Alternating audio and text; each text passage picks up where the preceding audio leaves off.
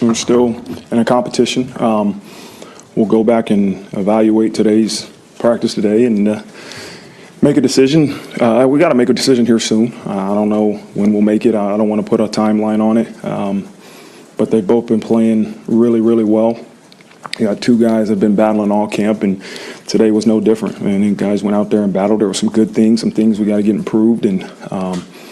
But the best thing I love is that they've both gotten better, and that's the whole point of having a competition. Is if you have a competition, it could raise the level of the people in the competition, and then that's what has happened. Both of those two have really elevated their play, and we'll make a decision. He will make a decision here soon. That is Marcus Freeman, the Notre Dame head coach, at his press conference yesterday after Notre Dame's scrimmage, the final scrimmage of fall training camp. I'm Sean Stiers, joined by Jesse Stiers today. Notre Dame still does not have a quarterback, at least that we know of. They don't have a starting quarterback. They have two quarterbacks who are really good. They have some other guys behind them who it sounds like have played pretty well in camp also, but no starting quarterback. Were you surprised at all, Jesse, that Marcus Freeman did not name his starting quarterback yesterday? Yeah, I'm shocked. It's 2 weeks until the season opener against Miami. In my opinion, this week should be game week kind of 1.0, and next week is kind of game week 2.0, right? Like, that's the advantage of your first game of the season. You kind of get that extra game week compared to others in order to game plan, prepare, whatever you want to say. So I thought for sure. I mean, I remember back in the summer, I think we set the announcement by your anniversary or Bailey's birthday, which is 8/7 or 8/8. We thought it would be that end of the week, or I thought it would be that end of the week, and here we are on August 19th, and we still don't have a starting quarterback. I tell you what, after all the things that were either reported or rumored, whichever you put more stock in, by the end of last week, by Friday, there was, as we said on Friday's show, there was a lot of smoke that was brewing and coming out about this guy's going to be the guy, this, whatever was going to happen. Then it didn't happen. And then, of course, we knew that there was a scrimmage on Saturday, and that would come before Marcus Freeman's press conference. So I will say this. Going back to, like your timeline, the original timeline, I did think we would have a starting quarterback by yesterday. But if we rewound this to Friday and then you start stacking things up, the fact that there was going to be a scrimmage and you knew that they were going to have to look at the film and ultimately make their final decision and all these different things. Going into yesterday, driving over to Notre Dame Stadium, getting ready for the press conference, walking into the press conference, I was not surprised ultimately as of yesterday, like knowing everything that had kind of led up to it. I was not expecting him to name a starter yesterday. And as he said, he reiterated his, I don't want to put a timeline on it, but the problem is, as of today, you're 13 days away. You're less than 2 weeks away from the season opener. So whether you want a timeline or not as the head coach, there is an official timeline on this thing. Sooner or later, he's going to have to name somebody. Again, I wasn't totally, going into yesterday, not surprised. If we rewound it to the start of camp, I would have thought we were going to have a starting quarterback by now. Does it make you feel any better or worse that one hasn't been announced? I think if you polled fans, they would probably say worse, because there is a general unease about this whole thing with what's going on right now. Again, you're at the point, because you do have a hard deadline. You've got to name somebody. Like, one of these guys is going to have to be it. And it sounds like, again, like based on things that we've heard, there might not be a complete consensus, in behind closed doors as to, who everyone thinks the guy should be. And I think that there are pros and cons to all of that as well. How about you? So, like, to me, this either goes one or two ways. One, you have two really good quarterbacks that are just competing, and it's naturally hard to pick between the two. That's the thing that I want it to be. The other half of it is you don't have anyone creating separation, and you could have two quarterbacks who potentially just aren't ready yet, right? And the hardest part is they're going to open with some of their toughest games of the season. So not being ready yet really isn't an answer, in my opinion. I'm a little personally upset. I think that Ooh, okay. you need to, by this point, again, this is basically a game week, in my opinion. Well, today, we'll hear this in one of Marcus Freeman's. We've got a lot of different audio from yesterday's press conference. By my count, there were, I think, at least 9, if not 10, of the 24 questions that were asked of Freeman that were about the quarterback situation. And he talked about the fact that today was the last day where you're basically going, any kind of good on good. And tomorrow begins, like, you're going up against scout teams as opposed to the number 1 offense versus number 2 defense. Tomorrow is Miami prep begins. So it does feel like, to kind of what you were leading to, you need to know who that guy is going to be with Miami in mind now, right? Yeah, I mean, a lot of people are saying, get over it, or there's really no reason to have the announcement made. I'm just not buying that. I think that's everyone's coping.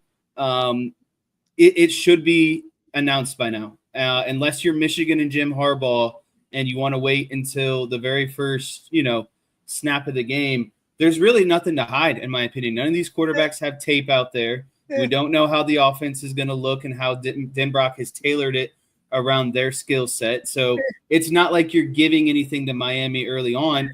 I want the team to be on the same page moving forward as one unit and understand who their leader is on offense going into such a pivotal game to start your season. I don't think it's important that it's actually announced. I think the only important thing is that they know who it is, whether it's today, tomorrow, the next day. As long as they know who it is. We'll have a press conference, by the way, a week from tomorrow. Typically game week, Marcus Freeman's press conferences are on Mondays, but because next weekend, or not next weekend, the week Notre Dame plays in 13 days, the 31st is a Sunday, Labor Day weekend, and so they are shifting all the media back a day to make basically Tuesday is Monday that week and that kind of thing. So the next opportunity we have to talk to Marcus Freeman will be 1 week from tomorrow. And I guess, we can shift our odds now, our betting lines as to whether or not he lets us know, or if maybe social media lets us know in advance. I believe it was Jack Cohn in 2021. Before Jack Cohn, it was I think it was a Saturday, and we were going over there to talk to Jack Cohn and some coaches and other players. And I believe it was announced on social media, if I remember right, that Jack Cohn was going to be the starting quarterback, before there was actually a press conference or any of that kind of stuff. So to me, it just boils down to confidence. This is a team coming off a national championship. Everyone knows that the starting quarterback championship game. They didn't win a national championship. Yeah, understood. But it still shows, in my opinion, a lack of confidence. I don't think it shows a lack of confidence. I think that it's very clear one person wants one thing and he's not getting the feedback that he wants. So if you're the head coach, put your foot down. Okay, well, I think I have PTSD from the prior coaching staff and seeing how these things have affected seasons past. Just when we thought we were past BK PTSD, it rears its ugly head once again, 3.5 years later, as Marcus Freeman prepares for year 4. And, it does, this is the same kind of thing that happened in 2016, the kind of stuff that you're talking about with Malik Zaire and Deshaun Kaiser, where they ended up going with co-starters, and that was a mess. And, we'll get into some of that in a little bit, in terms of, do you think that they should go that route potentially? But to your point, the decision at the end of the day comes down to one person and one person only. I mean, a lot of decisions I make, I involve people. I believe we have the best staff in America, and so how do you not take some of their opinions into account? Like we'll talk, and at the end of the day, I have to make a decision, and it will be my decision. Right? I'm not passing this along on anybody else. I have to make a decision, but I will take into account like I do all my decisions, the coaches, and then we'll tell the players, and we'll move forward. Marcus Freeman, the buck stops with him. Joe Allen says it makes Freeman look indecisive. Yes. The fact you agree with that? Yes. At this point, I think you have to be decisive. Knowing the context of the season. Do you want to pull the trigger too early, though? Do you want to pull the trigger too early, or do you want to wait and make sure that you're making the right decision? Do you just want a decision, or do you want the right decision? Personally, I think the right decision is what you have to wait on. No, I want the right decision, and I want this decision that makes the most sense for team success. I don't care who it is. If I was the first person to know, the last person to know, I just think that at this point, everyone should know. And it's not a me or they or who.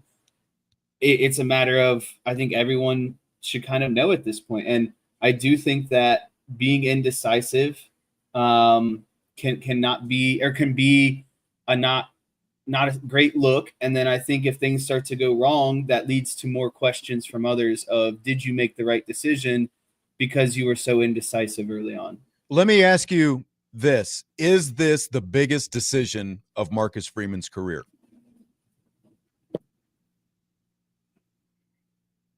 I was trying to think of some other decisions he has had to make, like going for it on fourth down a couple times against Ohio State in the home game a couple of years ago. Really, were there any big decisions that he had to make during the playoff run? Like maybe the decision to, some fake special teams play. That's what I was going to say, the fake punt, if that's what you want to call it, where they didn't punt and they drew Georgia offsides, just the decision to do that. Like this is it, because he has been able to go out and handpick experienced quarterbacks each of the last 2 years with Hartman and Leonard.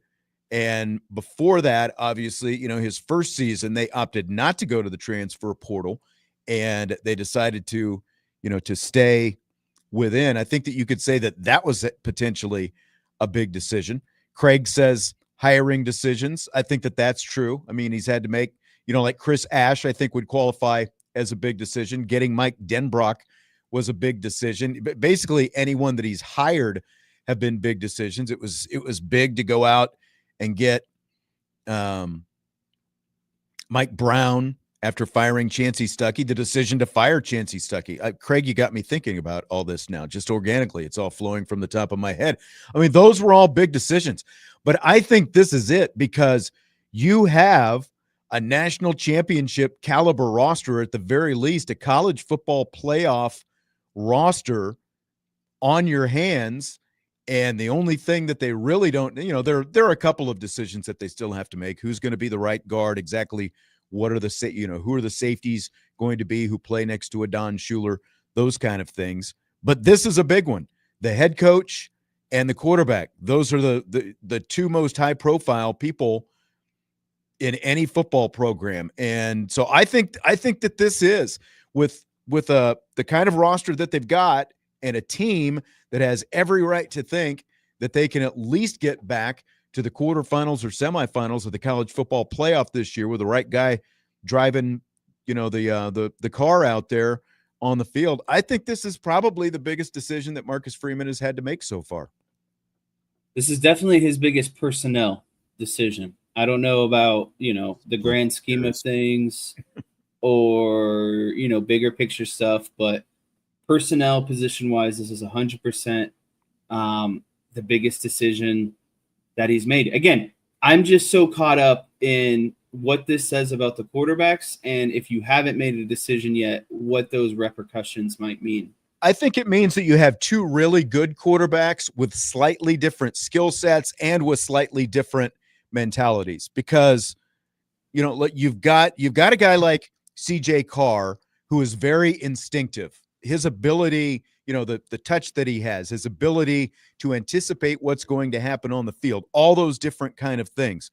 But what have we seen that started in the blue gold game a few months ago that reared its head as soon as training camp opened? I think that maybe sometimes he is so confident in both his abilities and decision-making that sometimes you get an interception like you have in the blue gold game, where he's, where maybe you just need to throw it away or eat a sack, live for another play, where he's forcing it into coverage, against better, like his better judgment, because like he's so used to being able to place the ball exactly where he wants with pretty much pinpoint type precision. But it sounds like maybe some of that aggression has worked against him as this competition has gone on this fall. Whereas you've got a guy like Kenny Minchey, who might not have the same level of anticipation, doesn't quite read defenses the same way that CJ Carr, doesn't quite process as quickly as CJ Carr, but he hasn't maybe made, as many of those fatal flaws over the course of this competition either. So I think that you've got two guys with really great skill and just enough differences between them that it's like, which guy do I want to go with? That's the decision Marcus Freeman has to make now. I think it's a tough one. Yeah. So to go back to the regular ultimate decision clip that you just played, soundbite, do you believe that this should be 100% Marcus Freeman decision, knowing his background and knowing the stakes of what the offense can and should be this season? I mean, it's a good point because he is a head coach with a defensive background. Joe Allen in the YouTube chat asked, shouldn't he take in Denbrock's choice on who he wants to run his offense? I think he has to take the input of Mike Denbrock as well as Gino Guidugli, obviously the quarterback's coach. But at the end of the day, it's not Mike Denbrock's name on the marquee. The bottom line is not Mike Denbrock. He is still the offensive coordinator. Marcus Freeman is the head coach. And so Marcus Freeman, and it sounds like this is what he has done, he needs to take the input of those guys and trust his own eyes as well. He needs to take their input, be willing to receive it, and then weigh all that. But because he is the head coach, regardless of what his background is, the buck stops with the head coach, and the head coach ultimately has to be the one who makes the call. You're shaking your head. You agree with that? I agree with that part. I just, there's a lot. I don't know if I'm just, the Cubs got into me again today, but I'm just playing devil's advocate on a lot of stuff. It all comes back to the Cubs. Jesse's going to be in a mood whenever the Cubs can't, hang with the Brewers, which is pretty much every day these days. But, that's just where he is right now. I think a lot of other Cubs fans feel the same as you right now. So the thing that we talked about was how, young and inexperienced these guys are. And I guess this is kind of the point that I'm going to probably be coming back to a lot of this show. Wouldn't you want to give whoever your starter to be that extra week to get into a game routine, to get into a rhythm with the rest of the offense? Like both the offense has seen, basically split reps all spring and fall camp, spring, summer, fall camp. To me, again, young, inexperienced quarterback, I want to get him in there. I want to get him comfortable a week before actual game week. I want the offense to understand who their quarterback is so they can start to build the chemistry leading up to the game. I guess in my opinion, there's no disadvantage at this point to naming a starter, but the longer it waits, then it becomes a disadvantage. And I just don't want to see that keep snowballing. And I know you said that, they're probably approaching the real hard deadline today, tomorrow. So I guess it's kind of a wait and see here. But right now, I just see this as a disadvantage more than an advantage. Yeah, so we've got some people chiming in on, what we were just talking about with whose decision, whose choice this needs to be. And this is kind of like, I'm thinking the same thing, Tommy. He says Jesse really believes that the team can't know unless the public knows. Like, again, there's a difference between them announcing it publicly and obviously announcing it behind closed doors. I don't think they've done either. No, I don't think that they have at this point either. But you don't get how hierarchy of coaching works if this is your take, because Scott says he should defer to his OC, and so long as he sees sense in what Denbrock wants, he needs to let his OC do it, especially if his OC and quarterback coach agree. ND Forever 72 says, no, it shouldn't be. Denbrock's input should be highly valued and considered. I still think if he goes against Denbrock's choice, it's problematic going forward. He's one of the best OCs in the country. So do you agree with those sentiments? I think you should be on the same page as your OC at the end of the day. I think the decision should be considered. I do believe it is the head coach's decision. He's the guy ultimately being judged at the end of the day. He's the one who hires and fires OCs and defensive coordinators as well. I think you're asking for a relationship to go sour if you and your OC don't agree and you start experiencing problems, and it's like, well, it opens the door to conversations and kind of, I think, bitter exchanges is what it can be, but it also depends on what the relationship is. And remember, these guys go back together to Cincinnati, so they've been around each other for a while. Denbrock obviously made the decision after turning down the opportunity to get a big fat pay raise after producing a Heisman Trophy winner and the number one offense in the nation at LSU. He came back to Notre Dame because he wanted to be here, and being on Freeman's staff was part of that. I agree. There can be some of that headbutting, but again, that happens sometimes. And I think that ultimately part of how that's going to work out going forward is still going to depend on the relationship that those guys have with each other. And as we know, Marcus Freeman is a relationship guy, whether it's with the assistant coaches or with the guys on the roster.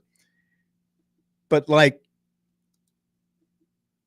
Scott says, in what universe has Marcus Freeman's career prepared him to evaluate which quarterback will perform the best on game day? Well, he was a linebacker, so he literally stood 10 feet away from quarterbacks for most of his career at Ohio State and what time he spent in the NFL. So it's not like he's never, laid eyes. Like, his job was defending quarterbacks and running backs and offensive linemen, like he has watched it from the other side, even though, he hasn't been down in the dirt specifically preparing quarterbacks to get ready to go. He's been there and he's done it. I do wonder, for like the people saying, well, this should all be the offensive coordinator's decision because he's the guy running the offense, not the head coach. I do wonder how much of that has to do with you want it to be one guy and maybe the head coach is leaning towards another guy, like you think that the head coach is leaning towards another guy. Like, how much of that is coming into play as you say this? I'd say it's a factor. Yeah. That's what I wonder. All right. We're obviously going to continue this conversation, but we also have to take a break first because we do have a few breaks in this hour, and I tried to move some stuff around, tried to make it as accommodating as possible. So after a timeout, we'll hear more from Marcus Freeman. We'll continue the conversation on what he should or shouldn't do as it pertains to this quarterback decision he's got to make. CJ Carr, Kenny Minchey, Budweiser's Weekday Sports Beat with IrishBreakdown.com.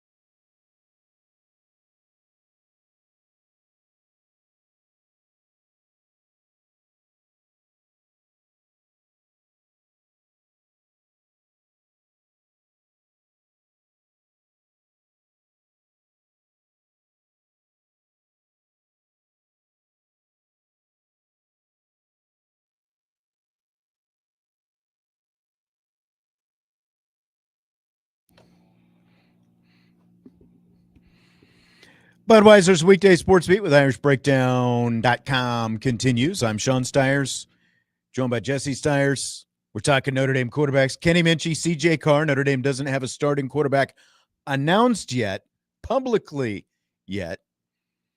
Scale of 1 to 10. What are the chances they know behind closed doors as of today? What do you think? 7.5 out of 10, leaning towards they do know. Okay. I'm at maybe a 6. Ooh, so you're actually lower. I mean, everything we hear says that both of these guys have the respect of the locker room. So it's, like, I don't think that's going to be an issue, like losing the locker room, depending on which guy you end up going with. Bobby O'Shea says 11. Tommy says 10 and 7/8. Facilitate says 0%. Scott's at a 6-7. I am Tenzin, the son of Aang, says 11-10. Oh, man. Do you think it's one of those things where he wakes up one day and he's like, man, CJ Carr looked really good today? I think and he wakes up the next day and he's like, man, Kenny Minchey didn't turn the ball over, but he also made some really nice, consistent plays for us. Right. Like, do you think the internal dialogue is heavy for him right now? You think he's got one of them sitting on each shoulder and he's like, I really can't decide which guy I want to go with?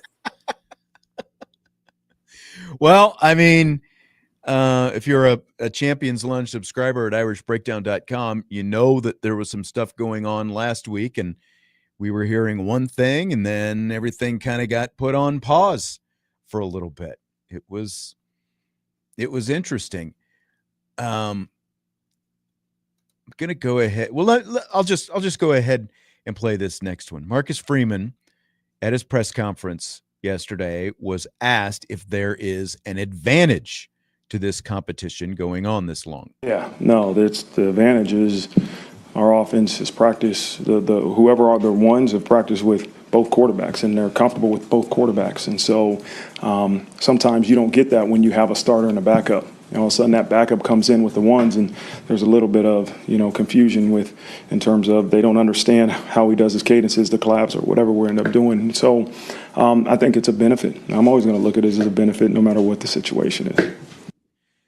So, I mean, Marcus Freeman, that's kind of the way he always frames things. He's always going to frame it as a benefit and advantage for his team, just like the thing about the college football playoff and playing a home game last year and, all those, not having a bye and all that kind of stuff. But like, if you look at this outside looking in, is it a bad thing that it has gone on this long and there's no clear-cut winner with 13 days to go until the opener at this point? Yeah, I think I kind of talked about this a little bit earlier. The hope is iron sharpens iron, right? Like the fan in us wants the situation to be, well, both guys are great, and it's just so hard to decide which guy is going to be more great and do better things for this team. The flip side of that is, well, both guys are, doing okay, just about average, but no one's really doing enough to kind of separate themselves or get their head and shoulders out of the water. Instead of, doggy paddling, they're full on swimming now. But, so, I mean, at the end of the day, is there really some huge, glaring, big disadvantage? No, I don't think so. And I think it's quite hilarious that basically Marcus Freeman's response was, well, if both of these guys are good, then both of them could step in and the offense really isn't going to lose any pace. Like that's basically what his response was, that if one guy needed to come in, it's not like the offense would drastically change. They could just pick up where the other guy left off and things would just be, running as smooth as possible. Right. So, right. How much of that Kool-Aid I'm sipping, I don't know 100%. But again, there's no real glaring disadvantage. I think it kind of just comes down to some of the smaller stuff that we were talking about. Does you want to be confident? Does this make you look indecisive? What does this do for team chemistry? What does this do for your preparation for Miami? That's the sort of stuff where I think we're encroaching, but we're not 100% there yet. Yeah. Again, I think It only gets to a disadvantage once you get past that. Okay, now we're on to Miami. We're game planning specifically for the Miami Hurricanes, which again, as of today, is 13 days away. Which here's some math for you, Jesse. You'll be impressed by this. Tomorrow it'll be 12 days until Miami. So I know, right? Like, see how I did that? But tomorrow, again, being at least a soft deadline, because as Marcus Freeman said, the game planning starts tomorrow. They'll start going up against the scout team. The quarterbacks will start going up against the scout team defense. The number one defense will go up against the scout team offense. So it's not like going ones versus ones, twos versus twos and that kind of stuff anymore. Now you're specifically getting ready for an opponent. Daniel says, show my work. I refuse to show my work. So another question to Marcus Freeman. There have been many questions to Marcus Freeman. Did he think that he would know who the starter would be by now? Never put a timeline on it, I mean, I didn't, because of why? It's going to make you frustrated if you do that. But I said, hey, as soon as one clearly says he should be the starter, then we'll make a decision. Now, we have to make a decision before we play, and we will, but there hasn't been that moment where this guy said he is clearly the starter. Let's just leave him with the one. They've been battling. They've both been doing a really good job. All right. So, and I agree with what he's saying. If you he has said all along, we're not going to put a timeline on it, because once you do that, and then you go past, whatever that date is, then you do start getting yourself into, you box yourself in. It's like, if you've watched Breaking Bad, for example, you watch Breaking Bad, right? JC is shaking his head. I don't know what to do with you anymore. So at the beginning of the final season of Breaking Bad, Walt pulls into town and he's got a freaking machine gun in the trunk of his car.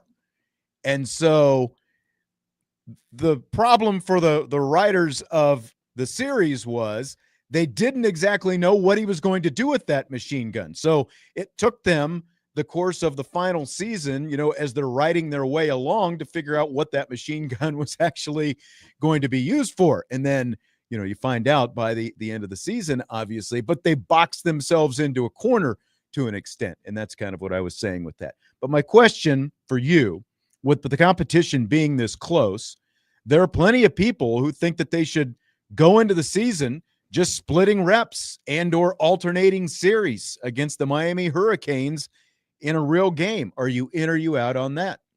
That's the biggest thing I want to be out on, is I don't want split QBs, or I don't want a QB being pulled because he has a bad drive or a bad quarter. You need to announce your starter. You need to pour your confidence and into that starter.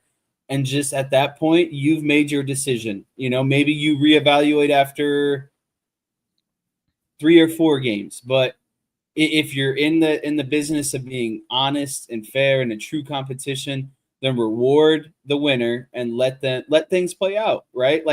And that's the thing too, is at the end of the day, this team has so many factors of safety built into it. They have running backs who can lighten the load. They have a great defense that can lighten the load. They get creative on special teams.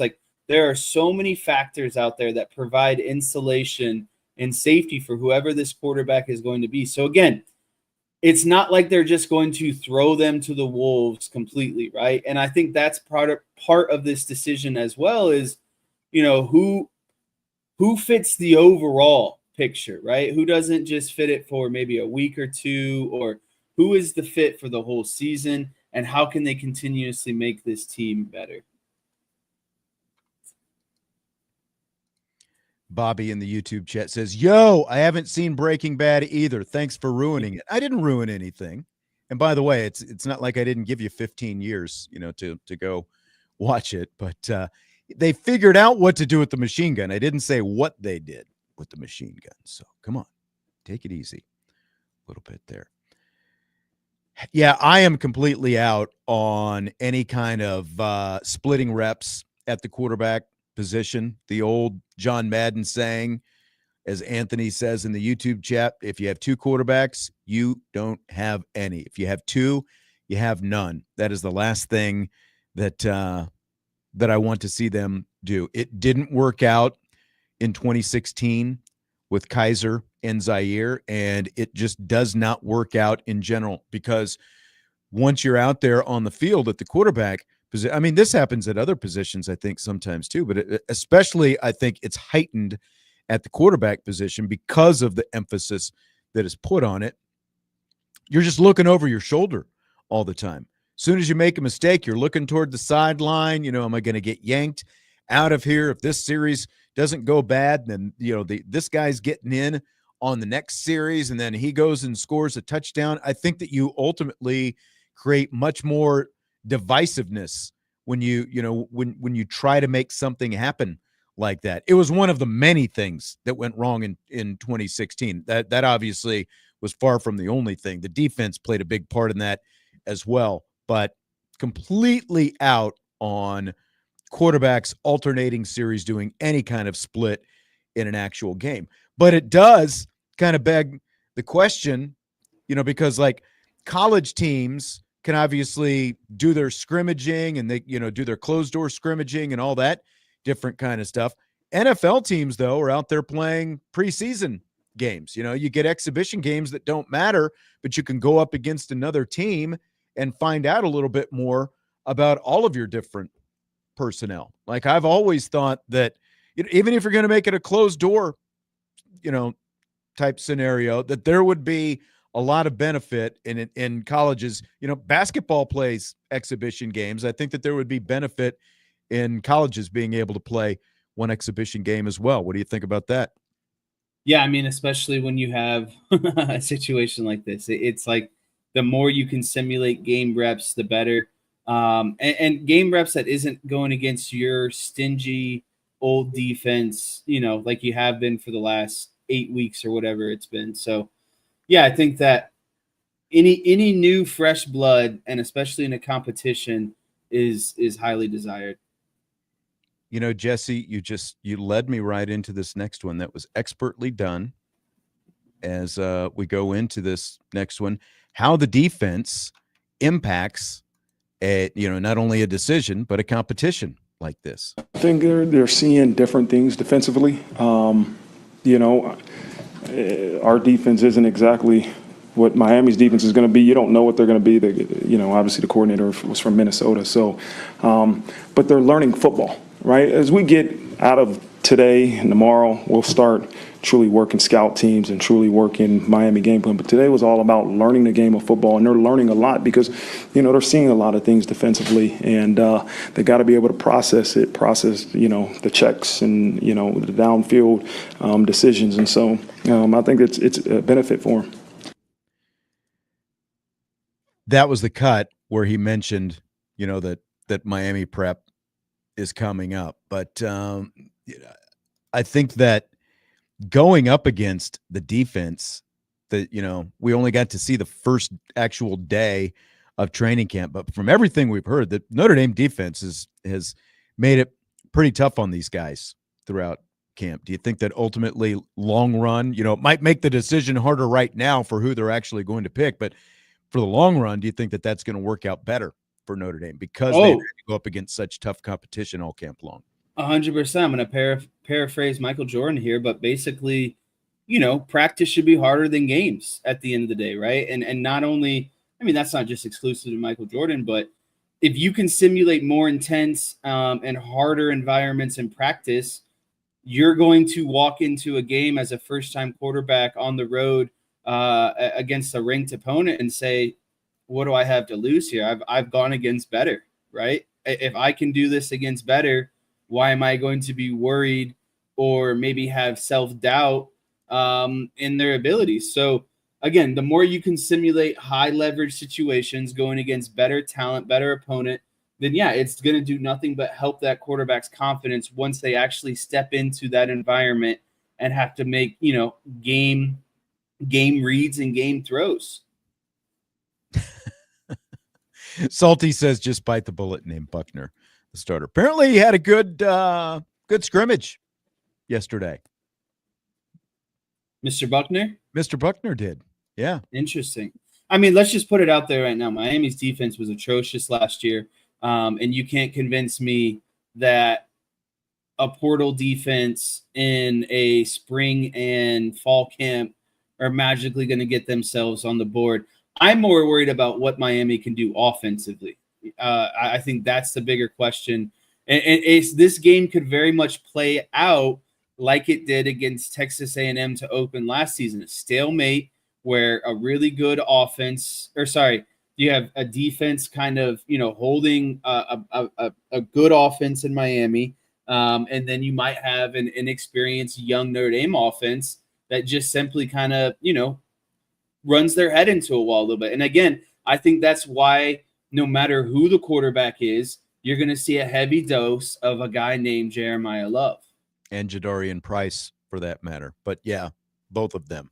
And, I know that that's not going to make a lot of fans very happy, but think about the game plan that Marcus Freeman had to open his career when Tyler Buckner was making his first start when they went to Ohio Stadium. It was fairly conservative, but they had a good defense. This defense is even better. Now, they'll face a pretty good quarterback, not a great quarterback. People have a lot of thoughts on him and, Carson Beck. And essentially, once Ladd McConkey and Brock Bowers were gone from that, from playing with Carson Beck 2 years ago, he didn't look nearly the same last year, did he? And I don't think that he's going to have McConkey and Bowers playing with him at Miami. He'll have some decent receivers, but I don't think he's going to have anything in that ballpark. We got to take a timeout. We come back. We'll touch on the scrimmage a little bit. We'll some more conversation on the quarterback when we return.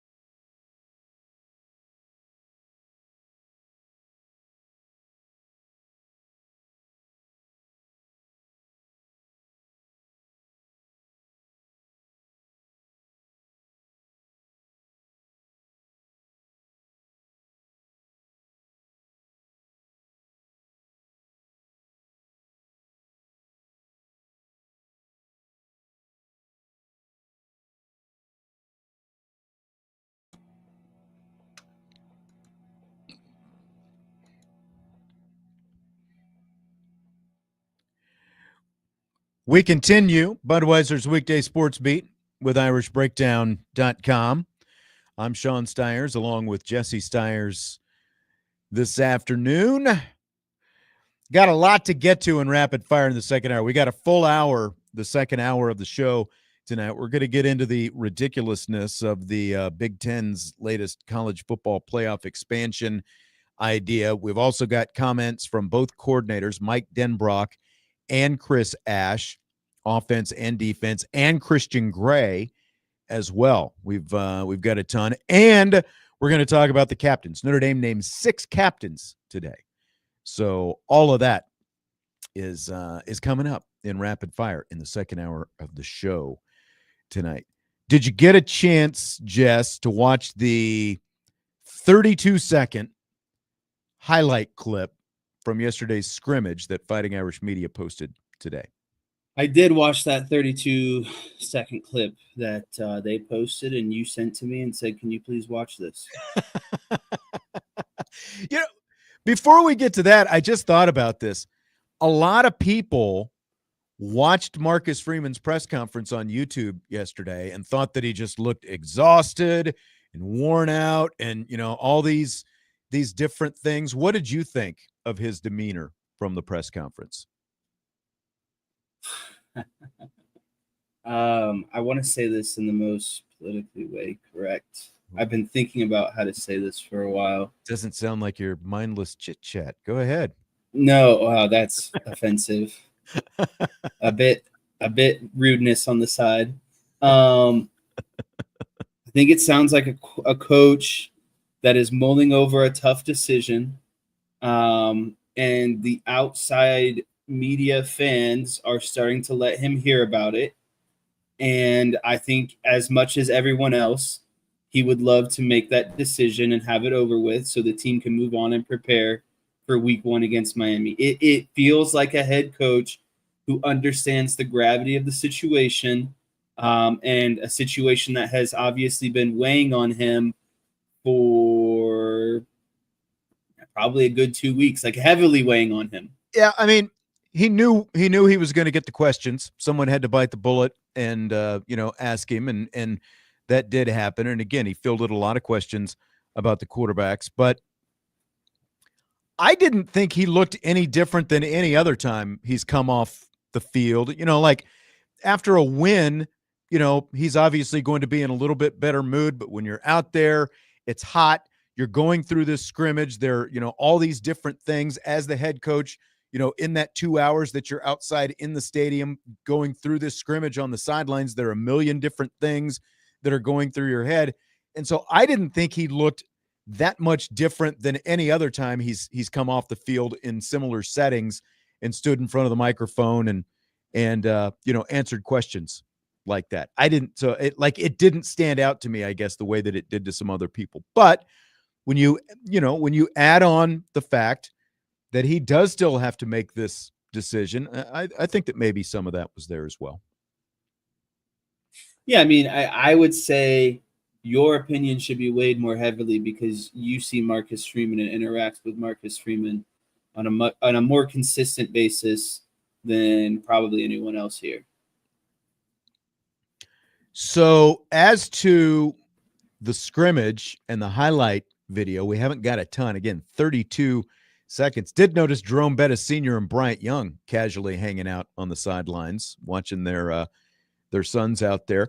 I mean, we saw a little bit of everything. It was noteworthy that in past highlight videos they've put out, they've kind of like hidden like which quarterback was making the successful plays or whatever, but they showed each of them, making some nice throws. The throw from CJ Carr to Malachi Fields was a pretty nice one. If we want to get nitpicky, CJ Carr's throw was better than Kenny Minchey's. I thought so. There's a little bit more degree of difficulty. It looked like the throw when Minchey hit KK Smith, it looked like Smith was, like wide open on that little underthrown play. Yeah. He Jabron hit James. What's that? Sorry, he just hit Fields on a nice kind of over the back shoulder defender on him.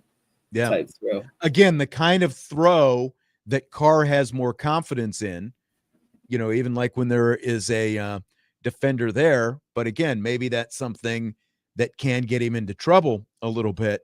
Again, going back to the throw he was trying to make on the deep post in the blue gold game to Saldata, when he was intercepted on that play, maybe those kind of things, and like the deep center field throw on day one of training camp and those kind of things. But those are the kind of throws, the one that you're talking about in that highlight video to Malachi Fields, that we see Carr make, many more of in comparison to Kenny Minchey, as we're comparing the two.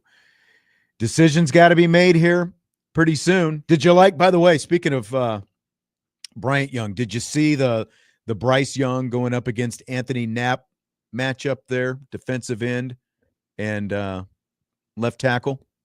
I'm going to be honest with you. I was so locked in on everything offensive side of the ball. All right. I'm just being honest with you. Good enough. That when I was watching that video, I was trying to figure out I saw the highlight of Jeremiah Love catching a ball out of the backfield. I thought that was significant. I did too. Looking at some of the releases. I was seeing if the offense got in the end zone a couple times. They did do that a couple times, so I felt good about seeing the offensive cross the line, especially when they showed kind of those turnovers, I think, earlier on before, some of the offensive scores. To me, the defense is going to take care of business. I just need to see what Chris Ash does in game, what kind of adjustments he's going to make, and probably his kind of play style calling in terms of when he wants to blitz and when he doesn't want to blitz. Defense is going to be a top 10 unit in the country. What's going to win them a national championship is what the offense does and doesn't do. Lights out all camp long from everything that we've heard. And, again, I think it's made this decision at the quarterback position that much tougher for Freeman, Denbrock, Gaduli. We will hear from Mike Denbrock and Chris Ash and Christian Gray. We will talk Notre Dame captains that they named today. We will talk the ridiculousness coming out of the Big Ten. We will do all that and more in rapid fire in hour 2 of Budweiser's Weekday Sports Beat with IrishBreakdown.com.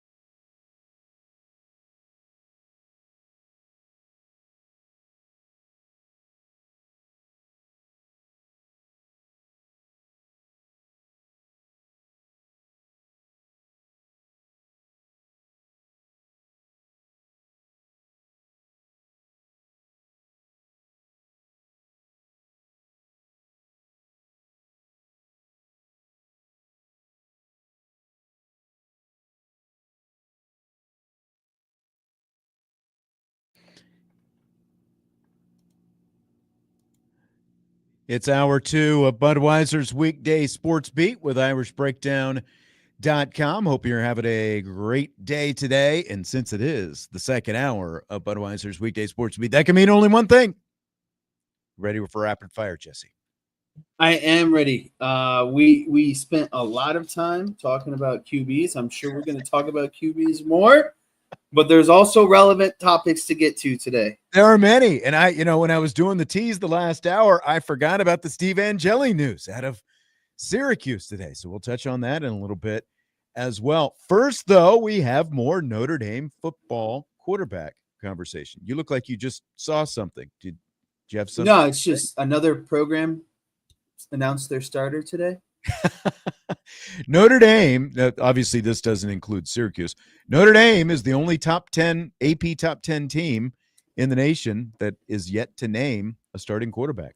Interesting. Enough. So we heard a lot from Marcus Freeman in the quarterback competition between Kenny Minchey and CJ Carr in hour 1 of the show.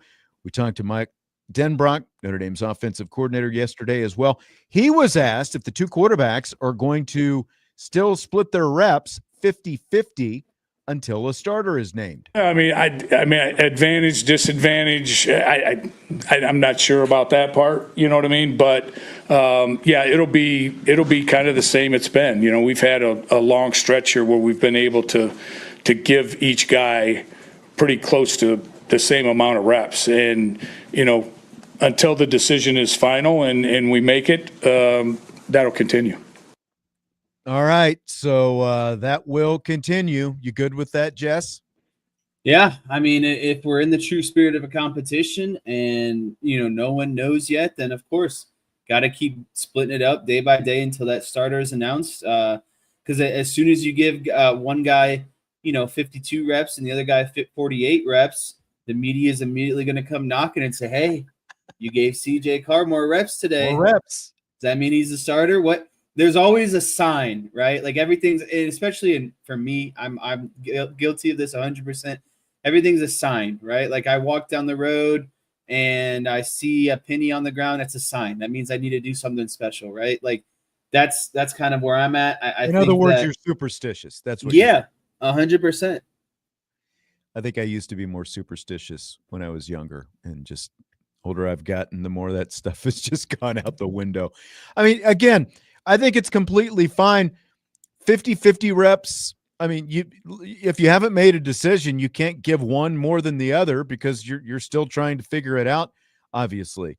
So I've got no problem continuing to split the reps until they figure it out. But the thing is, as we said, tomorrow, based on what Marcus Freeman said, tomorrow begins specific Miami prep. And it just feels like with 12 days to go as of tomorrow, the closer you get, you've got to make that decision. One of them has to start, whoever the starter is, has to start getting, more reps than whoever the number 2 guy is going to be. But that also begs the question, how much longer can they go before they name a number 1 who starts getting the majority of the snaps?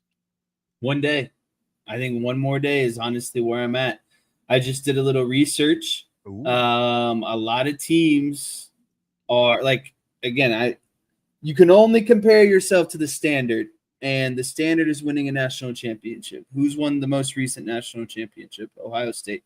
They named their captains yesterday, and they named their starter today, right? So technically, if Notre Dame named their starter right now, they'd just be on pace with the standard. Notre Dame named their captains today. I hope that they follow suit and they name their starter tomorrow. Because again, I don't care who the starter is, and I don't care what it means. I just want the starter to be announced for the team's sake. I want the team to be in the best. Named. Yes, named. Not announced. I want, because like I think somebody brought, Scott mentioned the first, or Tommy, like there's a difference between naming and announcing. correct. Like, they can name it to the team, versus announcing it publicly, right? Correct. Just to clarify. But the implications that it has on the team, I want them getting ready for, again, this is arguably one of their top 3 games this entire season. You have to start getting into game week mindset, preparation, and getting your young quarterback, whoever it is, mentally prepared to be a starter on the road in a big environment. See, Werewolf says the team knows by now, so who cares? I mean, if it's really as close as everyone is saying, which by all accounts it is, based on things we've heard, things they've said publicly, the coaches, things they haven't said publicly, like it is a very close competition, and each one has its own strength. So I don't know that it's necessarily obvious to the team. I like the way it sounds. You could go with either guy and you'd have a really good quarterback. It's just the subtle differences between the two that are going to be the big difference. And to your point, like I agree with what you're saying. They can't go much longer until they at least internally name the starting quarterback. So he, whether it's a 60-40 split or, 70-30 or whatever, they have to start preparing whoever is going to be the starter as the starter and wrap the main part of the game plan around him. And if there is a package for the other guy, that's fine. Whatever situations they deem he would be best suited for, because other people have talked about, well, Wimbush and Book and, like these different guys where you have seen two different guys. There's a difference, going back to what we were talking about in the first hour of the show, there's a difference between having a package like Tyler Buckner had when Jack Cohn was the starting quarterback and going with just a full splitting reps between both guys. I think there's a big difference between that. Two things. If the team knows it is going to get leaked, someone's going to tell a friend who's going to tell a cousin, who's going to tell their mom, who's going to tell their sister. Well, I mean, they were already it's all leaked, over the place. But they turned out not to, necessarily. Maybe the leaks are what pumped the brakes on actually naming the starting quarterback. And if the team knows, then Marcus Freeman's a liar because he got up there Sunday and said a decision hasn't been made. But every coach will. I think liar might be a little bit strong. He's at least protected the information, in the right way to his benefit, right? Because it's to his team's benefit at this point. Because like you were saying earlier, there's no film on either way. Like Notre Dame is one of the few teams that was willing to have their spring game broadcast nationally. There were the Nebraskas and LSUs and USCs of the world who were afraid to do that, but Marcus Freeman and the Irish weren't afraid to put their spring game on TV. So people have at least been able to see a little bit from a few months back the differences between Kenny Minchey and CJ Carr. I think people are getting confused like I care. I don't care. You're just starting to tread in water where things can start to go south quickly. Right. That's all I'm afraid of.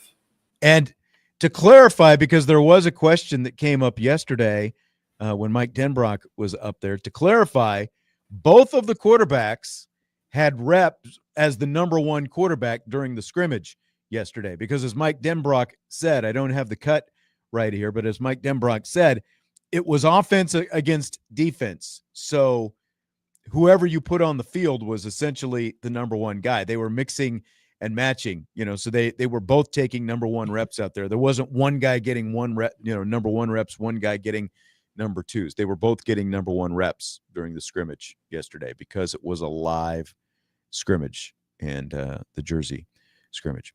I am Tenzin. I'm the son of Ang. Says, too much quarterback talk on the big show today. We need more defensive talk. We're going to slip some of that in here in just a minute. Jesse? I don't want to – I know we got to keep moving, but just humor me here for a second. Humor me. You're going to grind this thing to a halt here? What are you going to do? If Brian Kelly were the head coach right now and this is the exact same situation, would we be having the same dialogue right now? Just yes or no. And would we be having the same dialogue as yes? Like, would there be as much forgiveness? We had a lot of dialogue. So yeah, like I think we would be much more impatient with Brian Kelly. Yes. Okay. Yes. That's all I wanted. I mean, that's noteworthy as well, because this is the first time Marcus Freeman has really had to go through this in his career.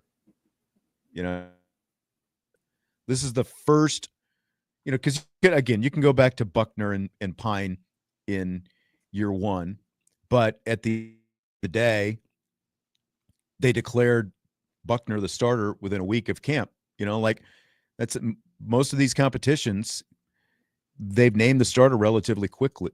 And it just kind of magnifies the fact that this is a true quarterback competition. Fill in the blank. It's blank that Steve Angeli has been named the starting quarterback at Syracuse.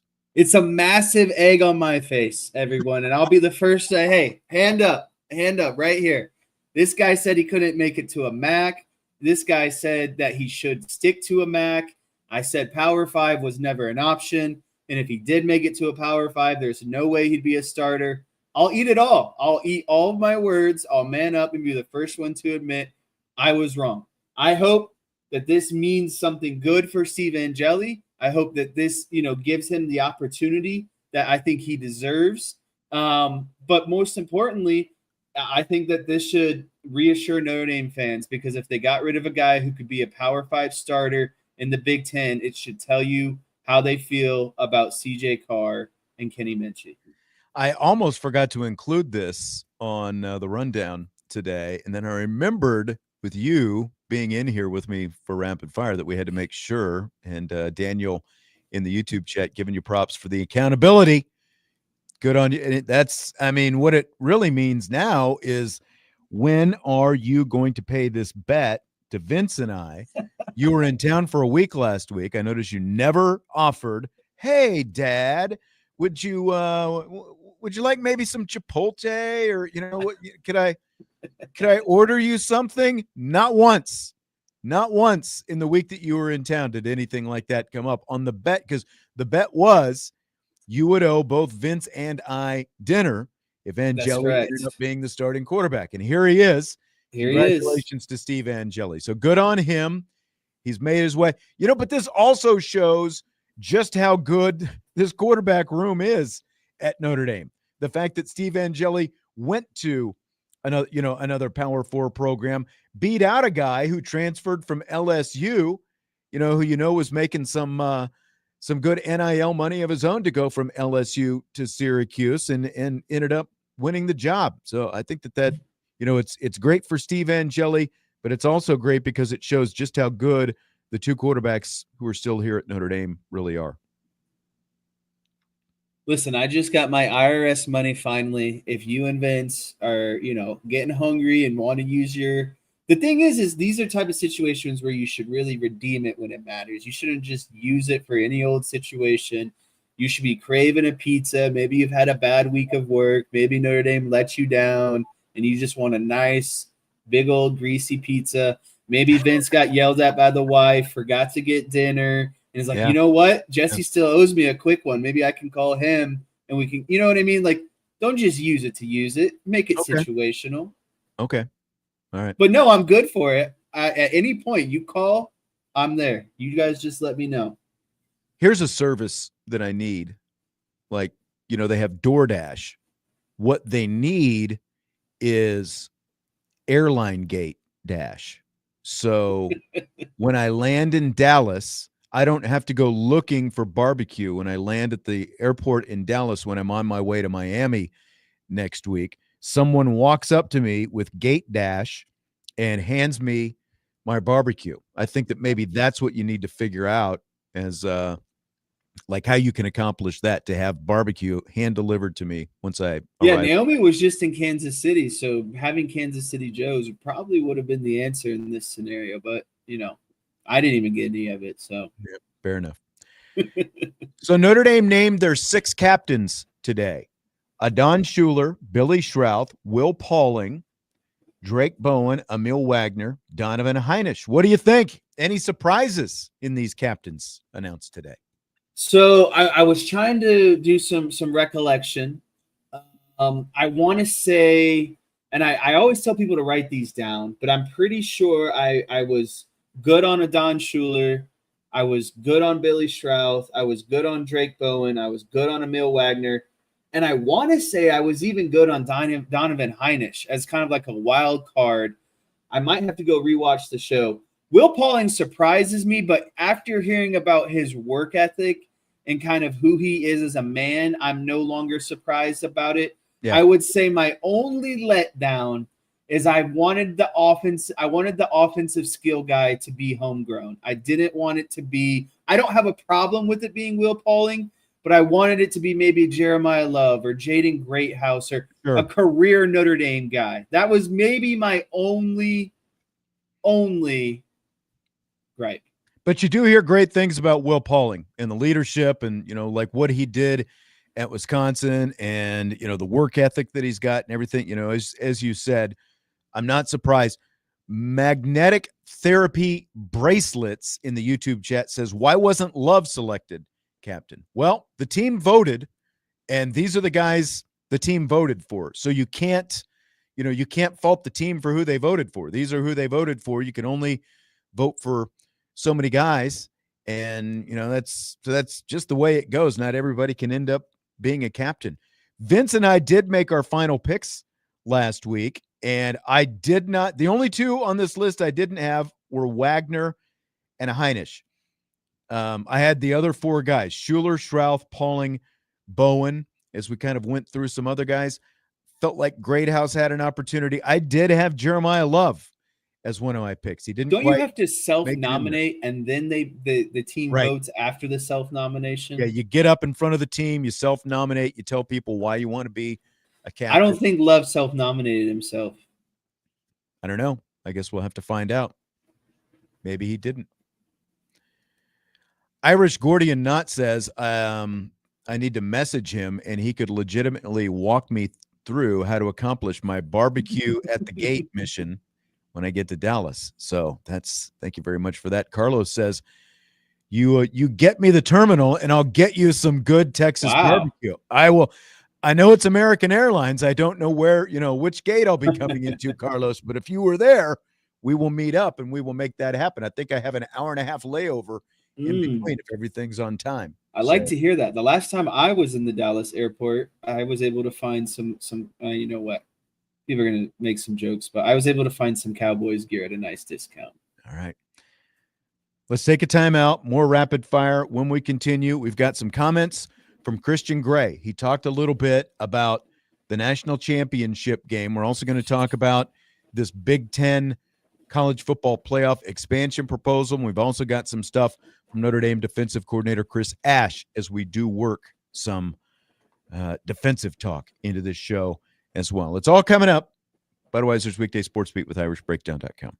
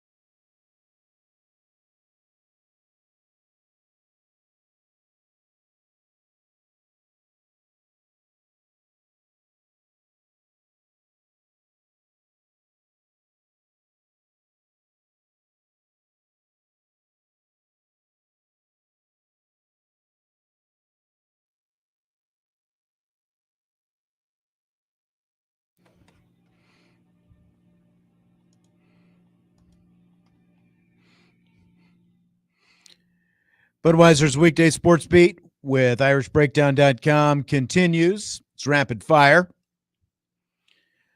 I want to make sure and get this Big Ten proposal in before we talk some more Notre Dame stuff, Jesse, because I don't want to run out of time and not have time to talk about the idiocy of this whole thing. First, a couple super chats in the YouTube. Thank you very much, Daniel. He says, for one of Vince's kids' meals, he sends us a little cash for that. And Swang Dong says he's wearing Cowboys gear in his YouTube picture. Really classy, Swang Dong. Then Irish Gordianot says, I don't know why, but it would be cool if Sean was smoking a stogie during the breaks. I think that's because I forgot to put the cover screen up when I was sitting here. I got a chuckle out of that, and then I looked and I was like, oh, I'm still on screen. I better put the cover page up. Okay, so we need to talk about the Big Ten's latest college football playoff expansion proposal. Commissioner Tony Petitti has floated another idea out there of growing the field to either 24 or 28 teams. Here are some of the details for the 28 team proposed for. It's not an official proposal yet, but they would eliminate conference championship games. Big Ten and SEC would each get 7 auto bids. ACC, Big 12 each get 5 auto bids. There would be 2 auto bids for group of 6 teams, the 2 best group of 6 teams. That would leave 2 at-large bids, like where Notre Dame would slot in. And there would also be 20 on-campus playoff games. The playoff committee would seed the field and pick the at-large teams. That's a 28-team proposal by the Big Ten. Does any of this appeal to you on any level? The only thing that appeals to me is having more on-campus playoff games. The rest of it, you can do what I'm about to do to this Kyle Tucker card. You can light it on fire.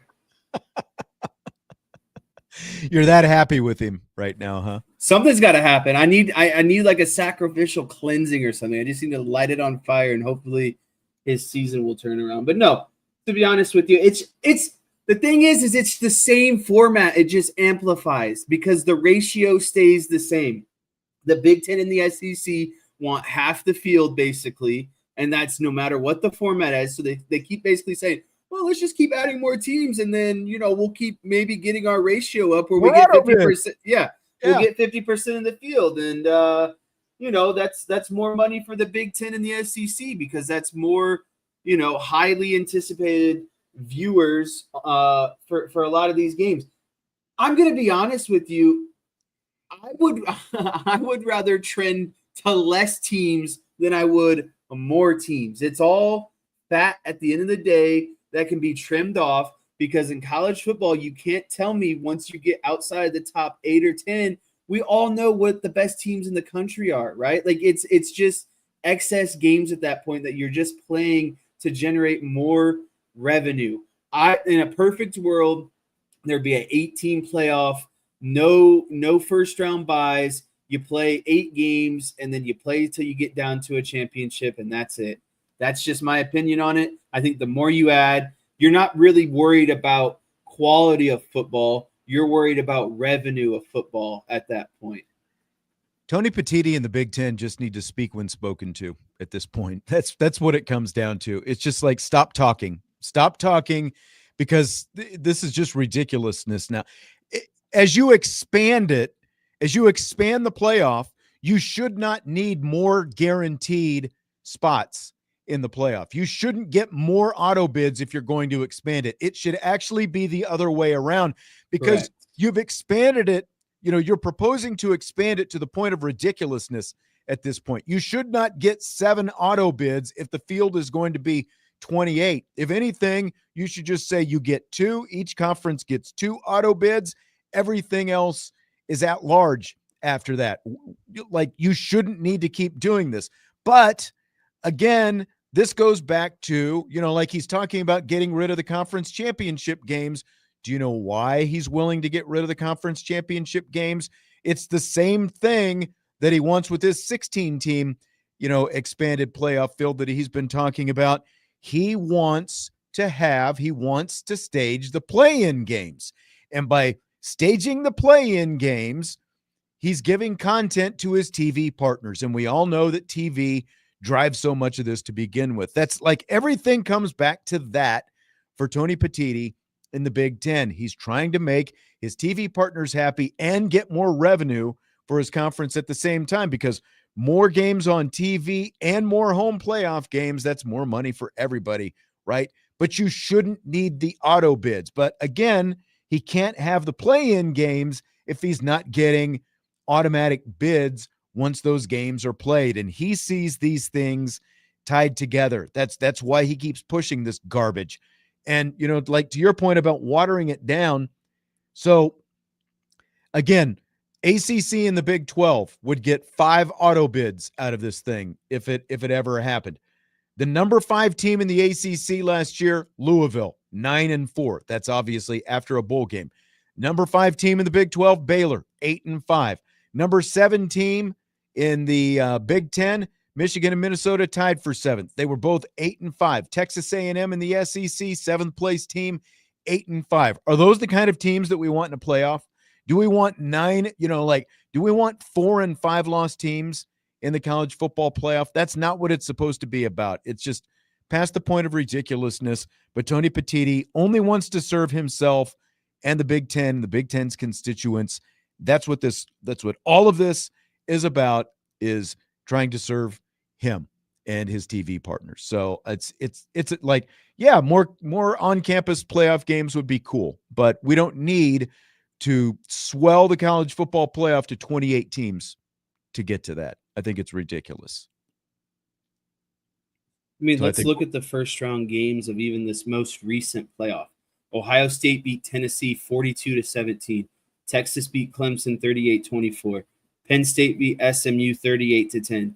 Notre Dame was basically beating IU 27-3, and IU, got those last kind of touchdowns in when it really didn't matter.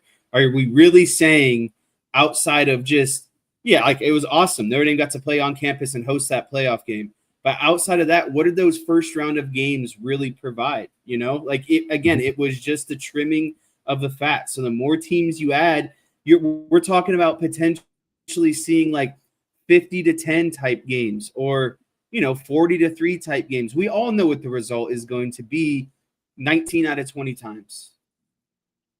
Correct. John getting in a little bit late. We just talked about Steve Angeli starting for Syracuse. Congratulations to him as he becomes is named the Syracuse starting quarterback today. Notre Dame still waiting, trying to decide who their starting quarterback is going to be. Donald says he just joined. What did Jesse say about Angeli being QB1 at Syracuse? He said he ate his words because he knows that he was wrong. Capital W.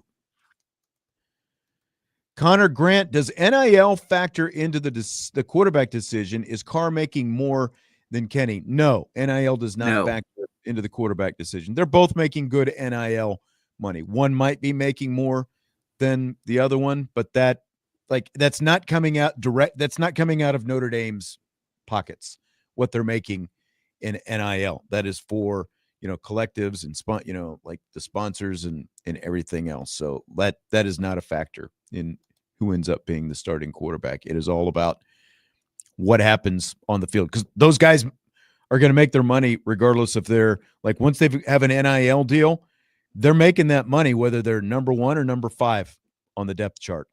So, they're on the roster. So that has nothing to do with it. So we talked with Fighting Irish cornerback Christian Gray recently. He was asked if he's ever gone back and watched film of the decisive play against Ohio State wide receiver Jeremiah Smith, which happened, of course, at the end of last year's national championship game, and if there's anything he could have done differently. Here is Christian Gray's answer to that.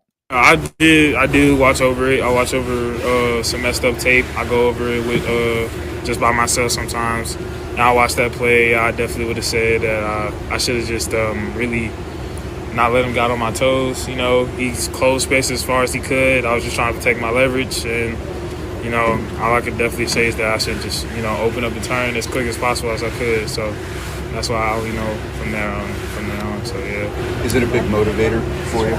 using that, watching it like that? Oh yeah, it's a big motivator for sure. I'll definitely say that. But then I also would say like it's not the end of the world for your life. You know what I mean? I know it was a big game. It was a big emotional for everybody and everything. And all I can say, like, to myself, I had a little problem with it, of course. But I definitely say it's a huge motivator. To be better, strive for better, do something for better. You know what I mean? Like, and so I definitely say like that play just told me what this game is. You know what I mean? It's just one play, reload, make yourself better, keep going, keep working hard, and then you'll be better. So yeah. Jesse, that response from Christian Gray about the Jeremiah Smith play from the national championship game is blank. I would say pretty typical, to be honest with you. It didn't feel like he said too much or too little. I think that, you like to hear the mindset of, it's just one play, but kind of hearing him talk about it, to me, it sounds like there really was nothing more that he could have done in that play, right? You were just going against one of the best wide receivers in the country. And sometimes, great players make great plays, unfortunately, right? But he had to be kind of on the receiving end of that. So rather than dwell on it, I think it's a bigger opportunity for growth, and something that you cannot kind of always come back to of, this was the biggest moment probably to date in my career. So, nothing at this point should be able to break him, I think is really what you can take away from it, because, he it's not even that he made a mistake, there's, again, the better player, I think, made a great play in that situation. Yeah, and they designed something specifically, to see if they could get what they wanted, and they got it. I agree with what Beef Feeder ND08 says in the YouTube chat. That is what character sounds like. He owned it, and he knows that it was a mistake, but like every play, or every game, like no one plays a perfect game. Tom Brady threw a lot of interceptions in his career for every championship that he won, like JJ Watt, tons of sacks in his career, but there were also plenty of other plays that he didn't make. Name your player. And if you're a cornerback, you've got to have a short memory. And I like how he didn't shy away from it. He talked, even about the fact that there was a little bit of controversy afterwards, and, like things happened afterwards, but, he sat there, he owned up to it. And I think it's interesting when you think about it. Christian Gray was 19 years old when that play happened. Like, think about that. 19 years old, that kind of spotlight, and, like Jeremiah Smith, for that matter, was probably 18 when it happened. So, like, you're talking about a couple of, really young guys who were both very talented and, still with so much in front of them and so much upside as well. Because I always go back to, okay, that play might have gone against Christian Gray, but he still made probably the two biggest interceptions of the season for Notre Dame. Definitely in the Orange Bowl in the Penn State game. Not an easy play that he made on that diving interception on Drew Aller to set up the game-winning field goal. And then against USC as well with the pick six and the pivot that he made to stay on his feet and take it back the other way. Arguably the two biggest, plays that they made. Josh says, where was the safety help on that? Well, it was up at the line of scrimmage because they were blitzing. They were all out blitzing on that play. And, let's be honest, as great as Al Golden was, and he won the Frank Broyles Award last year, eerily similar to some extent to the double safety blitz that he made at the end of the Ohio State game in the regular season in game one of Marcus Freeman's tenure as well. We've got to take one more short timeout because we have a show loaded with breaks tonight. We will do that, and then we'll come back and we will wrap up with some comments from Chris Ash as Rapid Fire and the show concludes tonight on WSBT.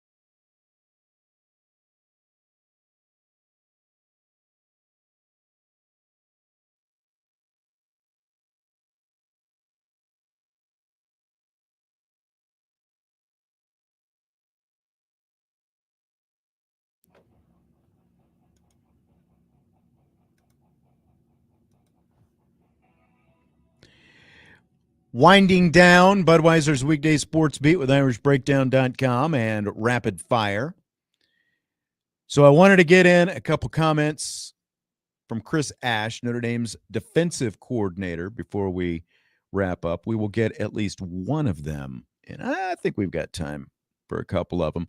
One of the hot topics surrounding Ash as he comes into Notre Dame is where he's going to be on game day. Will he coach from the press box or down on the field? Well, he answered that question yesterday. I'm going to be downstairs. There's really no particular reason. It's just when I look at the makeup of the staff and all that, I think it's best for me to be down on the sideline. I've done both. I've been in the box. I've been on the sideline.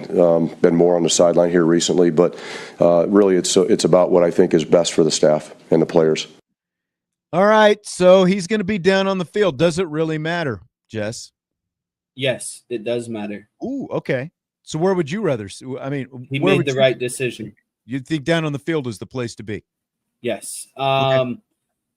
You're, in my opinion, and I think that this is on. I think this is honestly different per coordinator. I'd rather have my OC up in the box, and I'd rather have my DC down on the field. I think defensive coordinators need to be in the trenches with their players. They need to understand what's going on. And then I think more so defensively, you're making more changes based off of what you see and the feedback you get from your players coming off the field. You don't need to be communicating all that through headsets, through players, through coordinators. Everyone gets in a huddle on the sideline. You circle around. We get a board out. We start talking about what we're seeing, what adjustments we need to make, that sort of stuff. I just think that communication process and getting a result in game is so much easier when you're on the field on the defensive side of the ball. Okay. I like it. Come over, get the immediate feedback. You got the boss right there. Everyone's communicating. You're not, again, It's not headsets. Everyone's face to face. Everyone's kind of, again, we're just hashing out what we're seeing. What are we going to do to fix it? That sort of situation. When you start talking, it's like, well, who's talking? Are you sure this is what you're seeing? Like, I just think you can gauge everything that's going on so much easier when you're on the sidelines. Yeah, and I mean, you can have whoever you want up in the press box, if like looking at specific things formation-wise and all those different things, who can communicate different things to you. But I agree. I think the direct level of communication on the sideline is generally the best way to go. So good answer. Good response. I like it. So Chris Ash is going to be on the sideline on game day. He was also asked about the depth of his defense and how it compares to some other places that he has coached. To be honest with you, the only place that probably would be comparable was when I went to Ohio State in 2014. There were a lot of really good players there, very similar to this situation here. People can say a lot of things about me, but I'm not dumb. If I was going to take this job, it was because we had some pretty good players, and we do. I feel like he was throwing some shade at you there with that comment, Jesse. I love that comment. I wouldn't, seriously, what guy wants to walk into a crappy defensive coordinator position, especially knowing kind of what they were just able to accomplish in the prior years, right? So right. And I mean, it's pretty scary when you look at this, because we're going to hear some more comments from Chris Ash and Mike Denbrock on tomorrow's show about some different topics. We're obviously very quarterback heavy, very quarterback focused today for good reason, because of the fact that, they haven't named a starter yet. And people are like, what are they going to do? And all that different stuff. But they were talking about Dallas Golden yesterday and Mark Zachary yesterday and all these young guys and the kind of depth that they give, like the safeties, they're still sorting through who's going to be the safety to play next to a Don Schuler. And both Marcus Freeman and Chris Ash spoke, pretty glowingly about those four safeties who, not named a Don Schuler, who we're going to see this season. And so many of them are young guys. There is just so much depth on this team. And that secondary is just going to be a beast this year. And I think that is part of what, you were going back when we were talking about Miami earlier and how they're going to, hang with Miami. I think it is going to be a real challenge for Carson Beck on August 31st when they go up against this Notre Dame secondary. Couple thoughts. First thought, agree. But a guy that I follow that is heavy into analytics and someone's opinion that I respect very, very much has Miami as the most, I don't even know why I'm trying to say it like this. It is the highest rated offense in his analytics, more so than Alabama, more so than Ohio State, Texas. He has Miami as the top offense in the country. I'm sure Carson Beck plays into that, but we won't know until we know. I think Miami's going to have a lot of firepower. I think Notre Dame's defense is going to have a lot of firepower. But to kind of wrap this thing up, and I want everyone to listen real close here. Marcus Freeman has created so much depth here. That's the reason why Notre Dame has turned the corner. They're not just great at the ones anymore. They're great 1 through 2 and potentially all the way 1 through 3. So listen loud and clear here.